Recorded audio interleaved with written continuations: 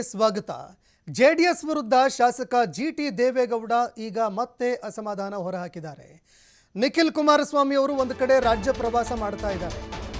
ಪಕ್ಷ ಬಲಪಡಿಸೋದಕ್ಕೆ ಅಂತ ನಿಖಿಲ್ ಕುಮಾರಸ್ವಾಮಿ ಮುಂದಾಗ್ತಾ ಇದ್ದಾರೆ. ಆದರೆ ಪಕ್ಷದ ಹಿರಿಯ ನಾಯಕರು ಇದೀಗ ಮತ್ತೆ ಜೆಡಿಎಸ್ ವಿರುದ್ಧ ಅಸಮಾಧಾನ ಹೊರಹಾಕಿದ್ದಾರೆ. ನಿಖಿಲ್ ಕುಮಾರಸ್ವಾಮಿ ಅವರ ರಾಜ್ಯ ಪ್ರವಾಸ ವಿಚಾರಕ್ಕೆ ಜಿಟಿ ದೇವೇಗೌಡ ಪರೋಕ್ಷ ತಿರುಗೇಟು ಕೊಟ್ಟಿದ್ದಾರೆ. ನಾನು ನನ್ನ ಕ್ಷೇತ್ರದ ಬಗ್ಗೆ ಅಷ್ಟೇ ಗಮನ ಹರಿಸ್ತಾ ಇದ್ದೀನಿ, ಪಕ್ಷದ ವಿಚಾರ ನನಗೆ ಗೊತ್ತಿಲ್ಲ ಅಂತ ಶಾಸಕರು ಹೇಳಿದ್ದಾರೆ.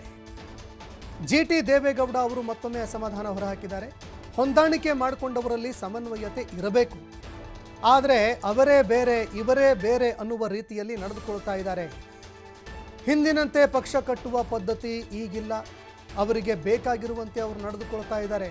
ಈ ಬಗ್ಗೆ ಹೆಚ್ಚೇನು ಹೇಳೋದಿಲ್ಲ ಅಂತ ವಿಧಾನಸೌಧದಲ್ಲಿ ಜೆಡಿಎಸ್ನ ಶಾಸಕರಾಗಿರುವಂತಹ ಜಿಟಿ ದೇವೇಗೌಡ ಹೇಳಿಕೆ ಕೊಟ್ಟಿದ್ದಾರೆ.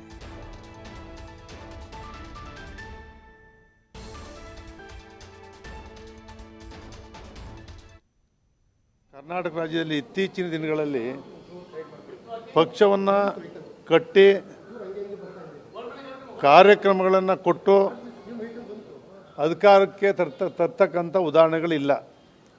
ಆಡಳಿತವನ್ನು ನಡೆಸ್ತಕ್ಕಂಥ ಸರ್ಕಾರಗಳ ವೈಫಲ್ಯತೆ ಇನ್ನೊಂದು ಪಕ್ಷವನ್ನು ತರ್ತಕ್ಕಂಥದ್ದನ್ನು ಇತ್ತೀಚಿನ ದಿನಗಳಲ್ಲಿ ನಾವು ನೋಡ್ತಾ ಇದ್ದೇವೆ. ಆಡಳಿತ ಪಕ್ಷದ ಫೇಲ್ಯೂರ್ ಏನಿರುತ್ತೆ ಅದು ಇನ್ನೊಂದು ಪಕ್ಷವನ್ನು ಆಟೋಮೆಟಿಕಲಿ ಜನರ ಮನಸ್ಸು ಬದಲಾವಣೆಯಾಗಿ ಪಕ್ಷಗಳು ಅಧಿಕಾರಕ್ಕೆ ಬರ್ತಕ್ಕಂಥದ್ದು ನಾವು ನೋಡ್ತಾ ಇದ್ದೀವಿ. ಅದರಿಂದ ಹಿಂದೆ ಪಕ್ಷ ಕಟ್ತಾ ಇದ್ದಂಥ ಪದ್ಧತಿ ಯಾವ ಪಕ್ಷವೂ ಕೂಡ ಇಲ್ಲ. ಈಗ ಕಟ್ಟಿ ಸ್ವಂತವಾಗಿ ಅಧಿಕಾರಕ್ಕೆ ತರ್ತೇವೆ ಅಂತಕ್ಕಂಥ ಒಂದು ಸಂಘಟನಾ ಶಕ್ತಿ ಆಗಲಿ, ಹಿಂದೆ ಪಕ್ಷದ ಬಗ್ಗೆ ನಿಷ್ಠೆ, ಪ್ರಾಮಾಣಿಕತೆ, ಪಕ್ಷ ಬೆಳೆಸಬೇಕು, ತ್ಯಾಗ ಮಾಡಬೇಕು ಅಂತಕ್ಕಂಥ ಒಂದು ಪರಿಸ್ಥಿತಿ ಇವತ್ತು ನಮ್ಮ ನಾಯಕರುಗಳಲ್ಲಿ ಇಲ್ಲ. ಸರ್, ಅದನ್ನು ಸಮನ್ವಯ ಸಮಿತಿ ಅಂತಾರೆ ಸರ್, ಅವಶ್ಯಕತೆ ಇದೆಯಾ? ಯಾವತ್ತೂ ಕೂಡ ಇವರು ಹೊಂದಾಣಿಕೆ ಮಾಡ್ಕೊಂಡಿದ್ದಾರೆ BJP ಮತ್ತು JDS.